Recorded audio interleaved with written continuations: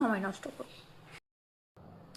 আজকাল মানুষের এটা একটা বিশাল বড় প্রবলেম, কি কথা বলার কেউ নেই, বা কথা বলার মতো কেউ থাকলেও তোমার মনের মতো কথা বলার কেউ নেই।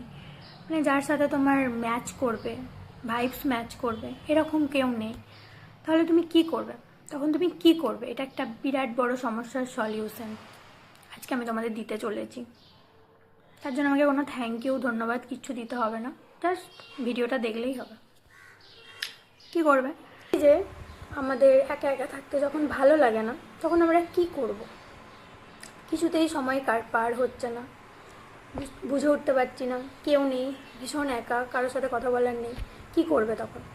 তখন এরকম আচমকা সেলফি ক্যামেরা অন করে এরকম বকতে থাকবে।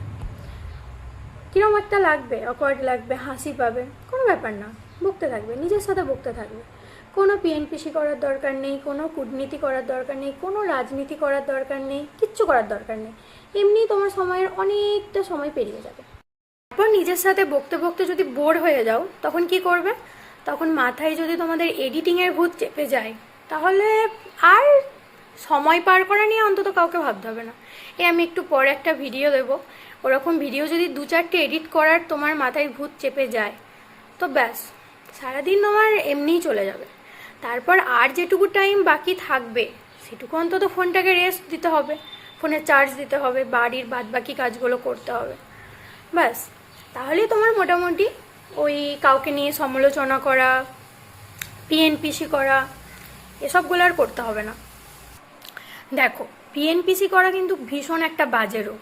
এর কথা তাকে বলে দেওয়া, তার কথা একে বলে দেওয়া, এর নামে খানিকগুলো বাজে কথা বলে এর কে কী করে সবার সামনে খারাপ প্রমাণ করা যায়, সেটা বলছিলাম, বলতে বলতে চলে গেলাম।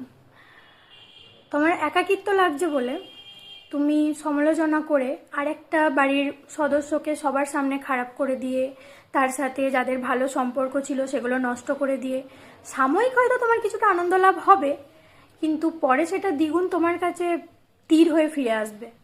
তাই আমার কি মনে হয়, যখন সময় কাটবে না, ভালো লাগবে না, নিজের সাথে বকবক করে নাও।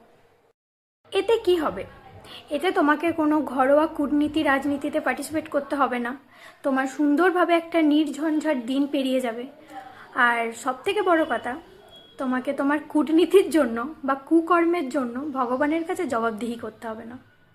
এতক্ষণ ধরে আমি যে এত বকবক করলাম, একটা এত বড় সমস্যার সমাধান বের করে দিলাম, তার জন্য আমার কোনো ধন্যবাদ লাগবে না, লাইক কমেন্ট শেয়ার লাগবে না, কিচ্ছু লাগবে না।